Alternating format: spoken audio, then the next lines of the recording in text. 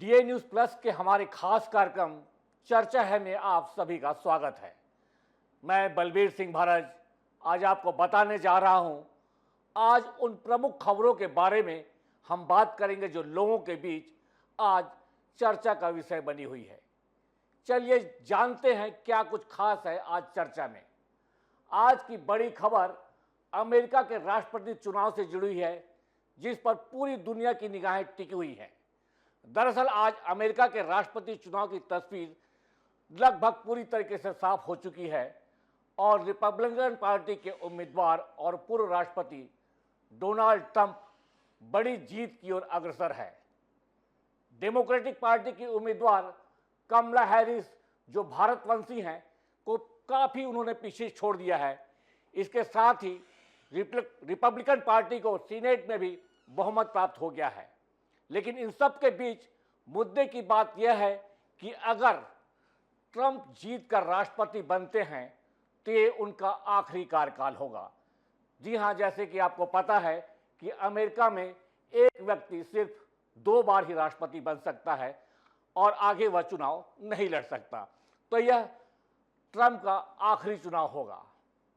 अगली बार वो राष्ट्रपति चुनाव नहीं लड़ पाएंगे, यह तो आपको हमने बता दिया है। अब हम आपको बताते हैं कि कैसा रहा है डोनाल्ड ट्रंप का जीवन।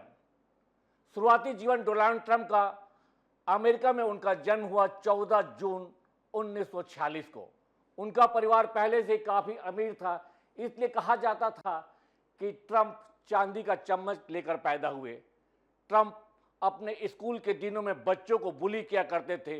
इस वजह से ट्रंप के पिता ने उनका एडमिशन मिलिट्री स्कूल में करा दिया ताकि से वो डिसिप्लिन उनमें आए। उस समय ट्रंप की उम्र मात्र 13 साल थी। मिलिट्री स्कूल के पास होने के बाद ट्रंप ने 2 साल तक फोर्डहम यूनिवर्सिटी में पढ़ाई की। इसके बाद वो पेंसिल्वेनिया यूनिवर्सिटी चले गए, जहां उन्होंने रियल एस्टेट प्रोग्राम में पढ़ाई की। उन्होंने साल 1968 में इकोनॉमिक्स साइंस में भी डिग्री ली। राजनीतिक सफर के बारे में हम बताते हैं कि डोनाल्ड ट्रंप ने 1980 में राजनीति में दिलचस्पी ली। साल 2015 में उन्होंने रिपब्लिकन पार्टी के तहत राष्ट्रपति पद के लिए अपनी उम्मीदवारी की घोषणा की थी। साल 2016 के राष्ट्रपति चुनाव में उन्होंने डेमोक्रेटिक उम्मीदवार हिलेरी क्लिंटन को हराया था। इसी को ट्रंप के राजनीतिक जीवन की असल शुरुआत माना जाता है। साल 2020 के राष्ट्रपति चुनाव में ट्रंप जो बाइडेन के हाथों हार गए थे। लेकिन द्वितीय विश्व युद्ध के बाद ट्रंप ऐसे अमेरिका के पहले राष्ट्रपति बनेंगे जिन्होंने 4 साल के अंतराल के बाद इस बार फिर दोबारा जीत हासिल की है। इस कड़ी में आपको बता दें कि 132 साल पहले ग्रोवर क्लीवलैंड 2 बार अमेरिका के राष्ट्रपति बने थे और उन्हें भी 4 साल के अंतराल पर 1884 और 1992 के राष्ट्रपति चुनाव में जीत हासिल की थी। तो आपको बता दें कि इस तरह 132 साल बाद अमेरिका के राष्ट्रपति चुनाव को वह दोहराने वाले हैं। अब आपको बता दें कि अमेरिकन सीनेट, जिसको वहाँ के लोकतंत्र में सीनेट कहा जाता है, लोकसभा कहा जाता है, जिस भी तरीके से आप समझें, तो यहाँ पर कुल अमेरिका की लोकसभा की सीटें मान लीजिए, या वहाँ पर 2 सदन हैं, जैसे हिंदुस्तान में भी 2 सदन हैं, सीनेट और हाउस ऑफ पब्लिक। तो इनमें कुल 538 सीटें हैं, जिसमें बहुमत के लिए 270 सीटें आवश्यक होती हैं। आपको बताते चलते हैं कि डोनाल्ड ट्रंप की ऐतिहासिक जीत के क्या कारण होने जा रहे हैं। ट्रंप का मुकाबला डेमोक्रेटिक पार्टी की उम्मीदवार उपराष्ट्रपति कमला हैरिस से था। इस चुनाव में ट्रंप की जीत के पीछे कुछ प्रमुख कारण रहे। उनमें प्रमुख है अर्थव्यवस्था, महंगाई और अवैध इमिग्रेशन।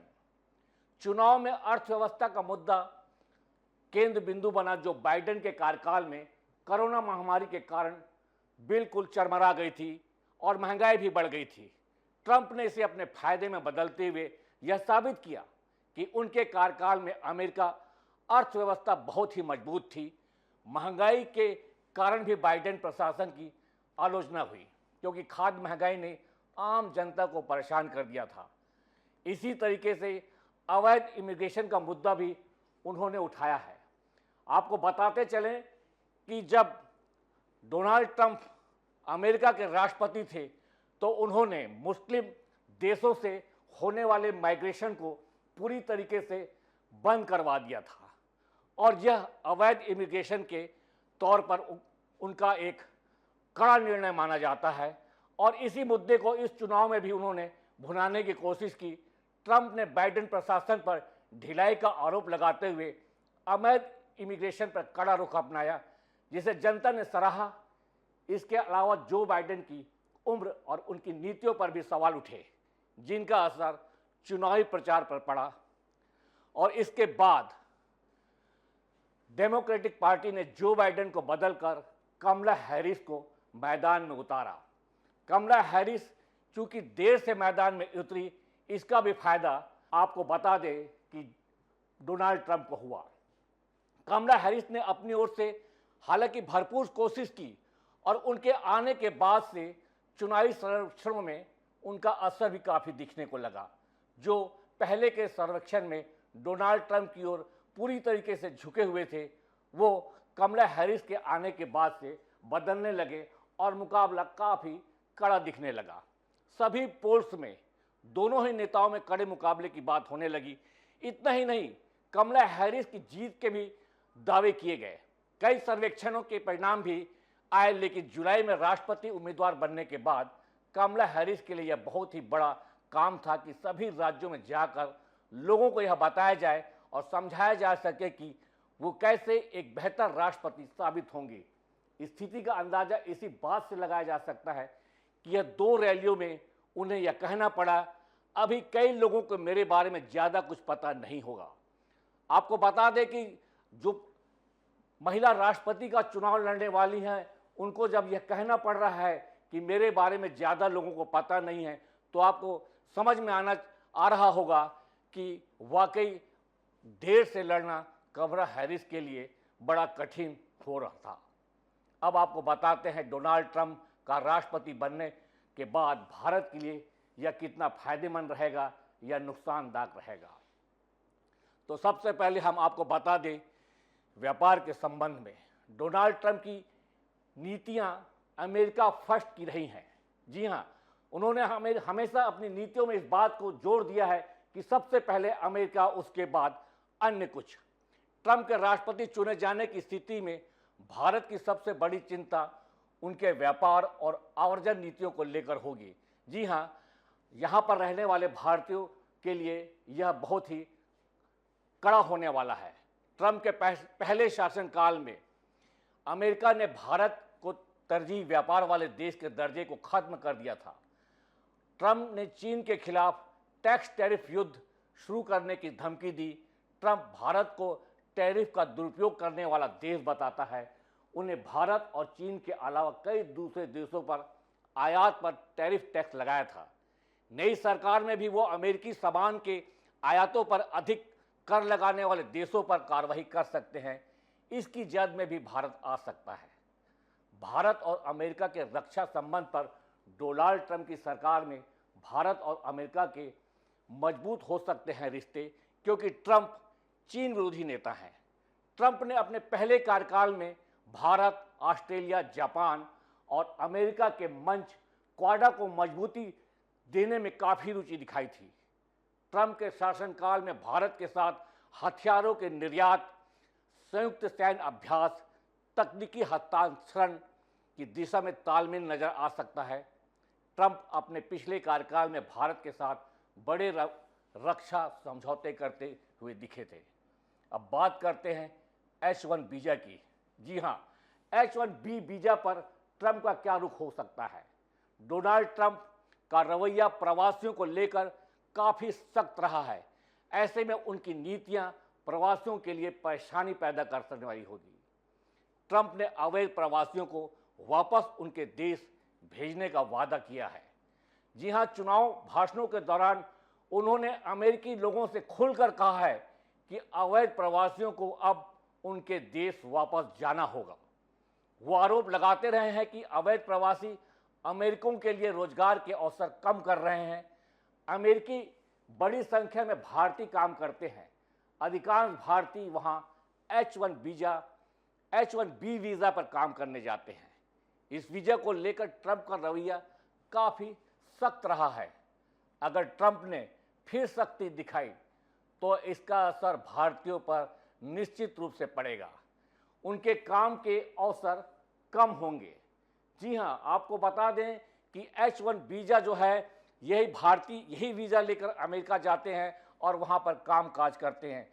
अगर इस पर ट्रंप ने सख्ती दिखाई, जैसा कि उन्होंने अपने भाषणों में आम जनता से, अमेरिकी जनता से कहा था कि H1 वीज़ा पर अब सख्ती दिखाई जाएगी, तो कुल मिलाकर हम यह कह सकते हैं कि डोनाल्ड ट्रंप अगर जीतते हैं, जो सुनिश्चित ही है, अगर जीत कर आते हैं तो भारत के लिए यह कोई बहुत खुशी की बात नहीं होगी, क्योंकि आम भारतीयों के लिए यह जो अमेरिका में जाकर बसे हुए हैं और वहाँ पर काम कर रहे हैं, और यहाँ से जो स्टूडेंट वहाँ गए हुए हैं और वहीं पर H1B वीज़ा लेकर काम करना चाहते हैं, उनके लिए अब ये आसान नहीं रह जाएगा।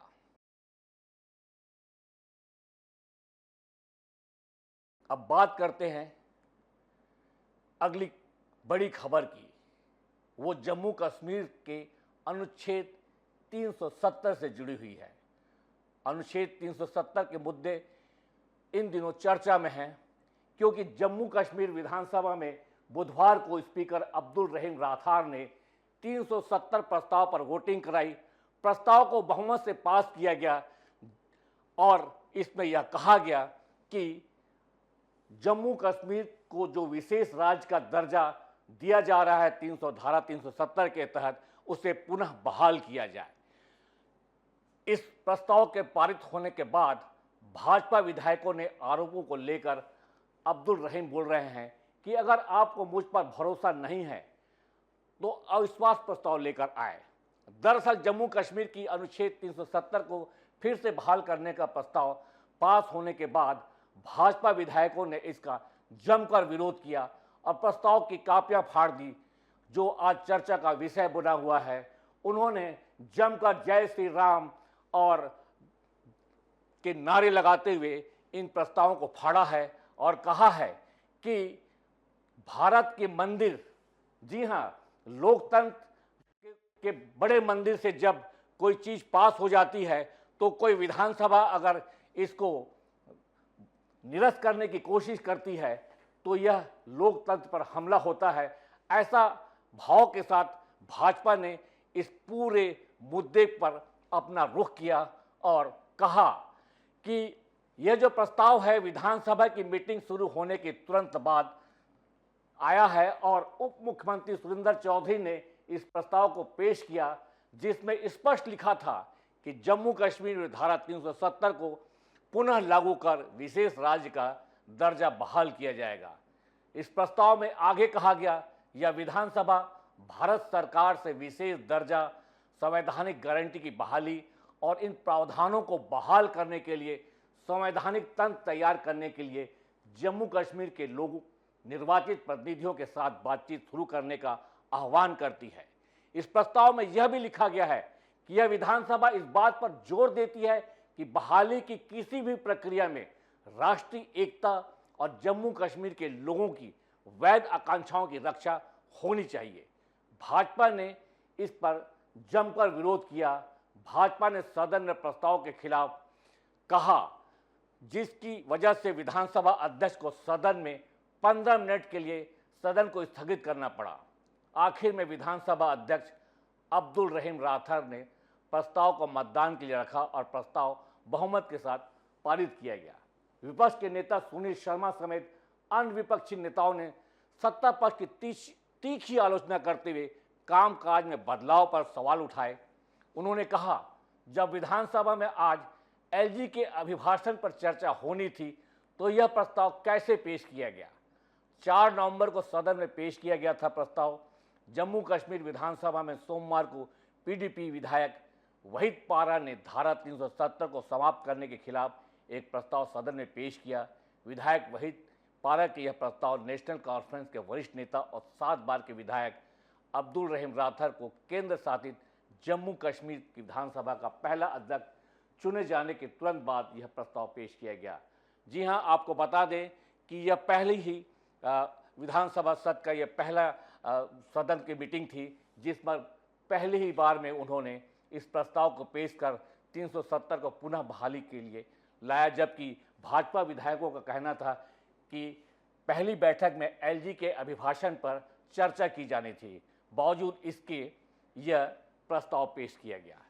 पीडीपी विधायक ने अपने प्रस्ताव में जम्मू कश्मीर का विशेष दर्जा फिर से बहाल करने की मांग की। इस बात को लेकर कल भी हंगामा हुआ था। आपको हम बताते चले कि हंगामा इतना ज़बरदस्त है कि ये पूरे देश में चर्चा का विषय बना हुआ है। इस बात की तस्दीक आम लोगों में जब कराई गई तो कहना था भाजपा के विधायक श्याम शर्मा का। उन्होंने कहा था कि जब चुनाव हुए हैं तो 26% वोट 370 के समर्थन में हुए हैं और बाकी के वोट इसके विपक्ष में हुए। उनका यह कहना था कि चूंकि 26% वोट भाजपा और उसकी सहयोगी पार्टियों को मिला है, इसका आशय यह है कि यह जनता का जो जनमत है वह 370 के पक्ष में है और मात्र 23% वोट जो पीडीपी वगैरह पार्टी को मिला है। तो इसका पूरा आशय यह लगाया जा रहा है कि वोटों के प्रतिशत 370 के समर्थन में है, इसलिए जनता की भावनाओं के साथ तुषाराघात ना किया जाए और 370 की जो केंद्र सरकार ने जिन्हें रद्द कर दिया था और उसे खारिज कर दिया गया था, तो उसे पुनः ही बहाल किया जाए, यह भाजपा की मांग थी।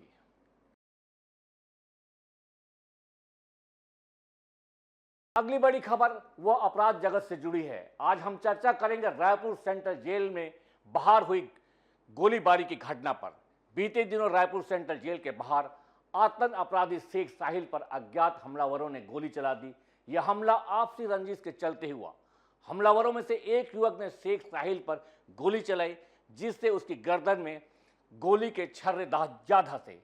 इस घटना ने एक बार फिर प्रदेश की कानून व्यवस्था पर बड़ा सवाल खड़ा कर दिया है, क्योंकि यह ठीक जेल के बाहर हुआ था जहां पर पर्याप्त संख्या में पुलिस वाले मौजूद रहते हैं। उसके बावजूद दिन दहाड़े अपराधियों के हौसले इतने बुलंद दिखे कि उन्होंने अपने दुश्मन पर गोली चला दी। यह उनके बेखौफ निडर होने का एक प्रमाण है, जबकि पुलिस घटनास्थल पर मौजूद थी। वही इस घटना को पुलिस गैंगवार से जोड़कर देख रही है। इसकी वजह सेंट्रल जेल में 2 माह पूर्व चाकूबाजी की घटना है। जेल से बाहर आते वक्त शेख साहिल पर गोली चलाना दर्शाता है कि अपराधी अब जेल के भीतर और बाहर आपस में जुड़े हुए हैं। साहिल का भाई जेल में बंद है और पूरा परिवार उससे मिलने आया था, तभी यह हमला हुआ। इस गोलीबारी के बाद आरोपी घटनास्थल से एक मोटरसाइकिल में बैठकर बड़ी आसानी से फरार हो गए, लेकिन पुलिस ने त्वरित कार्रवाई करते हुए 2 आरोपियों को गिरफ्तार कर लिया। पुलिस से जानकारी मिली है कि शाहरुख और सानू और सरफराज दोनों पर पहले से हत्या के प्रयास के मामले दर्ज हैं। साथ ही साहिल का भाई एनडीपीसी एक्ट में जेल में बंद है और यह हमला 2 साल पुरानी रंजिश का हिस्सा है। पुलिस ने आरोपियों को रायपुर दुर्ग सीमा से गिरफ्तार किया। प्रदेश में घट रही इन आपराधिक घटनाओं को लेकर विधायक मोतीलाल साहू और पुरंदर मिश्रा ने क्या कुछ कहा, चलिए सुनाते हैं आपको इस बाइट में, जिसका समाज पर क्या असर पड़ रहा है यह निष्कर्ष निकाला जाएगा। अपराध के पीछे अगर देखेंगे तो जो हल्ला कर रहे हैं ना कहीं इनकी हाथ नज़र आ रहा है कांग्रेस का। इसके पीछे जब जाते हैं ना तो मुझे ऐसा लग रहा है कि कांग्रेस जैसे ही सत्ता से बाहर हुआ है तो ये सत्ता में आने के लिए अराजकता फैला करके अस्थिर करके प्रदेश में ये सब घटनाएं करके ये सत्ता का रास्ता ढूंढ रहे हैं, ऐसे मुझे लगता है कांग्रेस।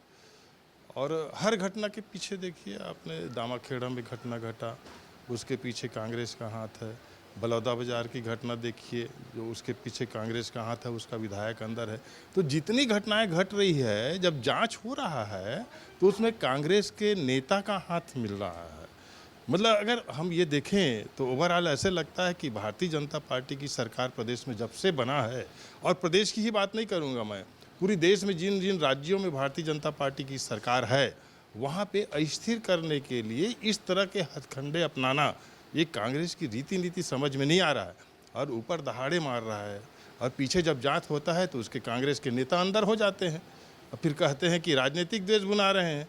भैया जब अपराधी है, साक्ष्य है और न्यायालय उनको जमानत नहीं दे रहा है तो इसको समझना पड़ेगा। तो ये सारी घटना जो घट रही है, कहीं ना कहीं अस्थिर करने की कोशिश, नाकाम कोशिश कांग्रेस के द्वारा किया जा रहा है। सबके पीछे कांग्रेस का हाथ है। देखिए, पुराने 5 साल में जो हमारी सरकार रही है, पूर्ववर्ती सरकार, उन्होंने इतना बढ़ावा दिया लोगों को। और मैं तो एक चीज़ शुद्धता से बोलना चाहता हूँ, जहाँ भी घटना होती है वहाँ कोई न कोई कांग्रेस का छाप रहता है। वो जो बाहर फायर करके गया, वो आप देखिए आज उसमें चल रहा है सभी चैनलों में, सभी इसमें कि वो कांग्रेस का कार्यकर्ता है। तो इस तरह से कर रहे हैं, चाहे सूरजपुर का मामला ले लो, चाहे कवर्धा का मामला लो, चाहे बिरनपुर का मामला लो, ये लोग अपदस्थ करने के लिए, सरकार को बदनाम करने के लिए सब उचित करें। हम तो भगवान से प्रार्थना करते हैं कि इनको सद्बुद्धि दें। यह घटना समाज में एक असुरक्षा का माहौल बना सकती है। जब अपराधी जेल के बाहर खुलेआम हमला कर सकते हैं तो नागरिकों के मन में डर पैदा होता है। यह स्थानीय पुलिस और प्रशासन के लिए एक बड़ी चुनौती है कि वे कैसे ऐसी घटनाओं और ऐसे अपराधियों से निपटने की तैयारी रखते हैं। क्या कुछ पुलिस के दिमाग में चल रहा है कि इन घटनाओं पर कैसे काबू पाया जा सके, क्योंकि यह आए दिन की आम बात हो गई है। रायपुर शहर में हर क्षेत्र से चाकूबाजी जैसी मामूली घटनाएं तो आए दिन सुनने को मिलती हैं। यह पुलिस के लिए एक बहुत बड़ी चुनौती है कि राजधानी रायपुर में इन चाकूबाजी जैसी घटनाओं पर, गोलीबारी जैसी घटनाओं पर कैसे वह नियंत्रण पाती है। आज की चर्चा में बस इतना ही। फिर मिलेंगे आपसे इसी प्लेटफॉर्म पर किन्हीं अन्य मुद्दों को लेकर।